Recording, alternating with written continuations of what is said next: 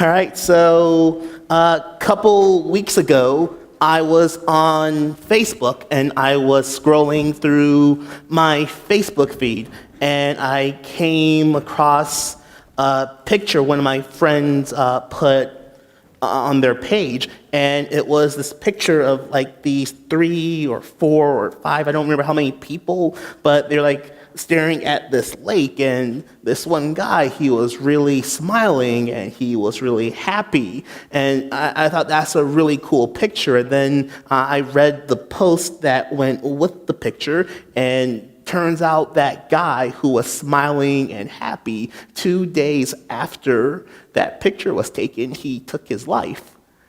And no one would have known that from staring at that picture or staring at him in that moment, but no one really knew what was going on in his heart. And in his heart, he was screaming in pain, and no one knew that. And eventually, he took his life. And why do I say that to you guys tonight? Because, well, first, let's talk about what you guys are doing. You got your generation called Generation Z. That's what they call you guys. And anyone who's a teenager right now, you would fall into something called Generation Z. And when it comes to underage drinking or drug usage or things that typical teenagers did, you guys don't do that. So you guys are doing really great in that department. So when it comes to alcohol and drugs and those typical things that messed up teenagers, vast majority of you guys, that's not your issue. But the issue your generation faces is suicide.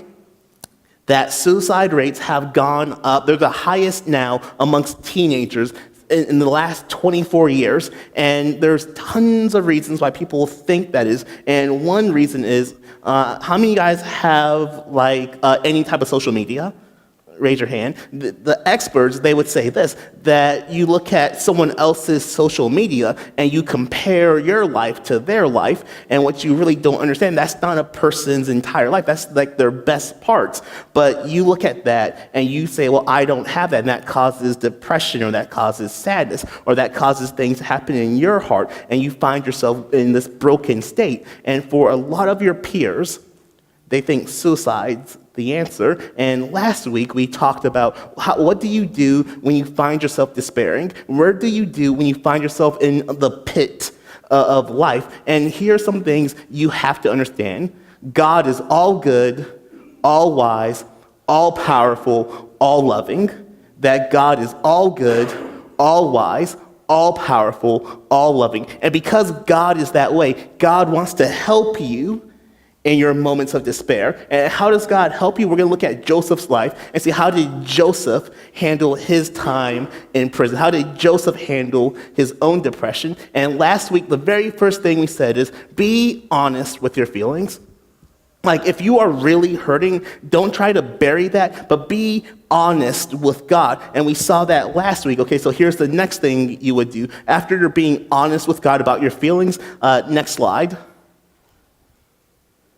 Okay, looking at Genesis 39, 20 through 23, it says this. Let's pick up in verse 21. Okay, the Lord was with him. The Lord was with Joseph when he was in prison. He showed him kindness and granted him favor in the eyes of the prison warden. So the warden put Joseph in charge of all those held in the prison, and he was made responsible for all that was done there. The warden paid no attention to anything under Joseph's care because the Lord was with Joseph and gave him success in whatever he did. So from those verses, here's the point I want you to grab. Slide. When you find yourself broken, continue to be faithful to the work God puts in front of you.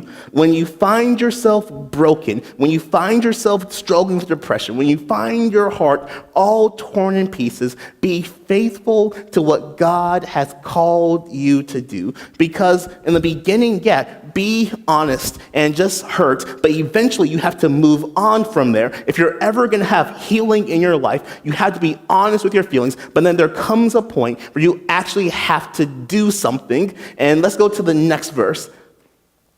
This is probably one of my favorite verses in the Bible. Like if you highlight verses in the Bible, highlight 2 Corinthians chapter 1, verses 3 through 4. And this is Paul, and he's writing to this church. And this is what Paul says. He wrote this: "Blessed be the God and Father of our Lord Jesus Christ, the Father of all mercies and God of all comfort, who comforts us in all our afflictions." And that word afflictions can mean troubles. That God who comforts us in all our troubles, so that we may be able to comfort those who are in any trouble with the comfort with which we ourselves are comforted by God. Okay, so God comforts you. And why does God comfort you? So that you can go out and bring comfort to other people. But here's the thing. Maybe you'll say this: "Hey, Daryl, I'm really hurting, and I talk to God, I pray to God, and nothing happens. I read my Bible, and God's doing nothing." And I think the problem with that is this: if you really want God to show up, if you really want God to bring healing in your life, you need to be trying to help someone else. And I'll share a story with you. There was this lady, and she was a missionary overseas. And one night, while she was doing like missions work, these men came in and they like ransacked this church, and they attacked her and everything. And she struggled with months with depression, and she prayed every day to Jesus to take away her pain. And every day she felt like nothing was changing. And then eventually she saw this sick person in her village, and she began helping that person. And then she saw someone else that needed help, and then she began helping that person. And when she began helping other people, that's when real healing came to her heart. And she said this: when you don't feel the presence of Jesus in your life, go be Jesus to someone else. I want you guys to grab that thought. When you don't feel Jesus in your life, go be Jesus to someone else. Why? Because God brings healing to you when you're actively involved helping others. When Joseph was in his pit, what was Joseph doing? He didn't have self-pity. Right? He didn't say, "Woe is me." He wasn't just concerned about himself, but he began doing work. He began doing things that were really counting. He began doing the work God put in him, and God was with him in that. If you really want to feel God's presence, what has God put in front of you to do? What people are in your life that you need to be Jesus to? In one instance, Christianity is kind of like a teapot, right? Like the purpose of a teapot is you pour tea in it, not for the tea to stay in the pot forever, but that the teapot would pour tea into cups. And that's the purpose of the teapot. But if you just leave tea in a teapot and it's never poured out, it simply becomes stagnant. And it doesn't become good for anything. So as Christians, God pours his love into us, not that it would just stay in us, not just that we would feel good about ourselves, but that we would pour that love out to other people. And for some of you, this is your issue. This could be all out of our problems. That God has poured so much into you, and you never pour anything out. You're just this bitter person, or you're just frustrated, or you're just so focused on yourself. And in reality, God would say, "I poured my love into you so that you would pour it out onto others." And can I say this, give you an application of this? The hospital ministry is not meant for everyone. Right? That we all have our giftings in different things. And for some of you, the hospital ministry might be the last thing you need to do. But for others of you in this room, it's exactly what God's calling you to do. And you're just running from it. And I'm not talking about the person that's on a sports team or has a job, right? Or that's not their gifting. I'm talking about you tomorrow afternoon at 4 o'clock. You're just going to be home doing nothing. And in reality, you have an opportunity to feel God's presence. And I'll tell you the story. There was one person who actually went on the hospital ministry. Before we left, this person was in a really bad mood. They told me they were in a bad mood and they didn't want to be there. And the reason why they were there is because their mom forced them to be there because they signed up for it. And I'm like, go mom. And that's cool. And maybe you guys wouldn't think that. But anyway, so moving on. So this person, they're in a bad mood like the whole way there. But eventually, as they began visiting patient after patient after patient and talking with the patients and praying with them, that person said that their heart began to change. Why? God comforts you so that you can be a comfort to others.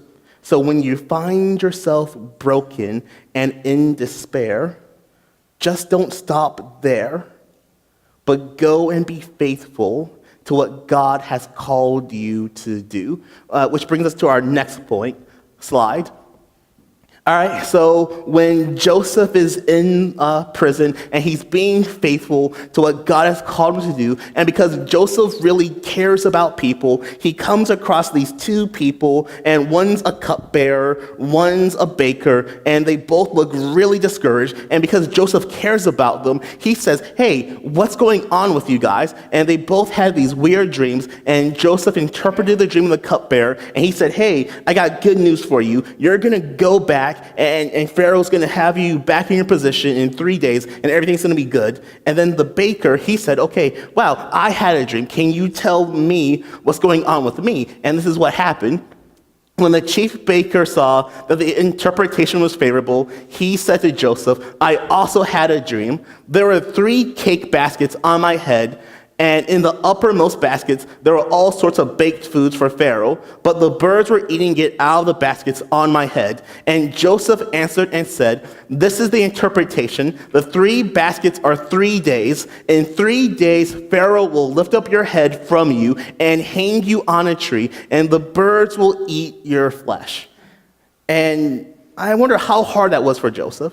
Remember, Joseph cares about people, that Joseph wants to help people, and Joseph was left to tell this guy, I got real bad news for you. That dream you have, it means you're going to die.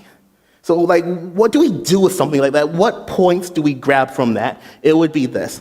Slide.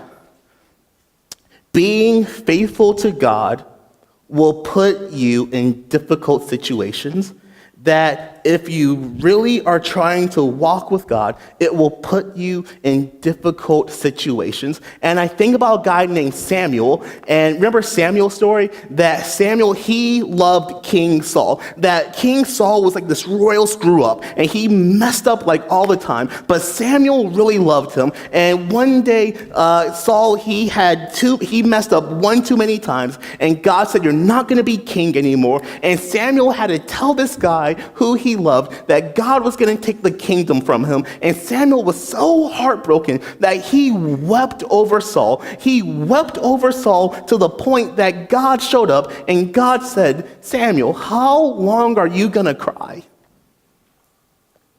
And that's because Samuel had a heart that he really cared for someone, and it put him in a difficult situation.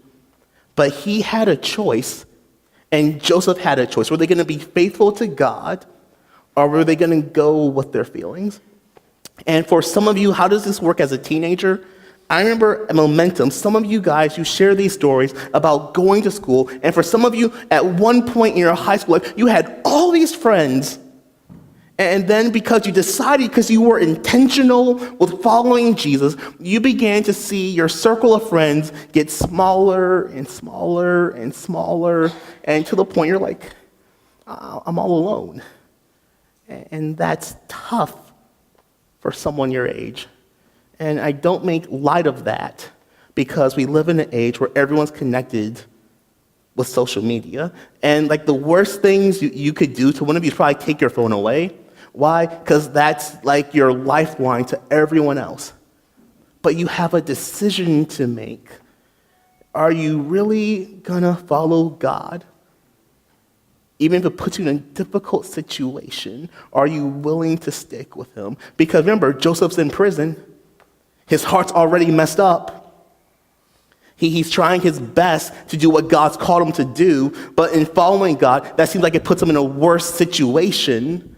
But yet Joseph, he chose to be faithful to God.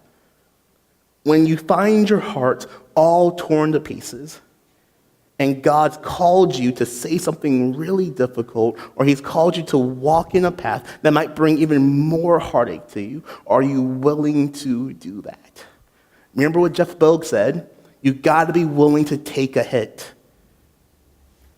And some of you tonight maybe need to be reminded of that in this part of the school year, that you need to be willing to take a hit for Jesus. And right now, I need 4 volunteers.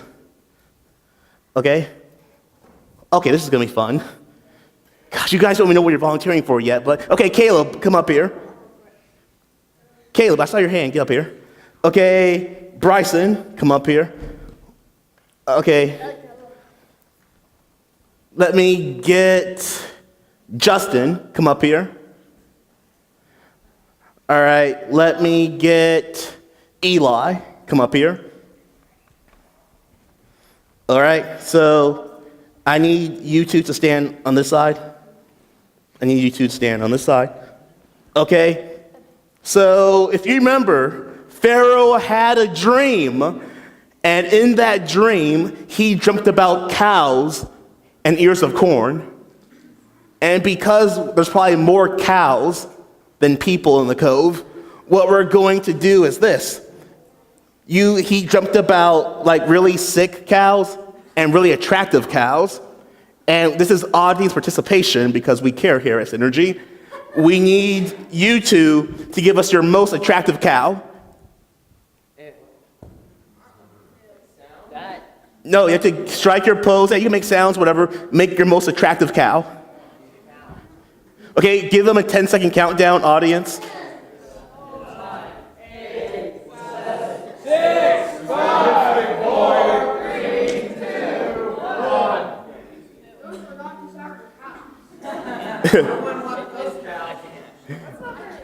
It's not very attractive, they said. The cow was really attractive. All right, so let's clap most attractive cow. Eli, you are our most attractive cow in Synergy. Give yourself a hand.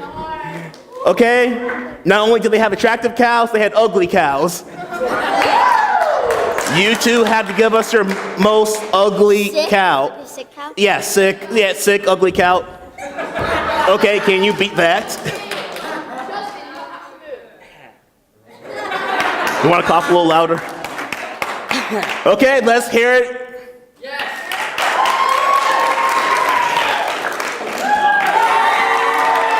Bryson, you are our most sick cow. All right, go have a seat.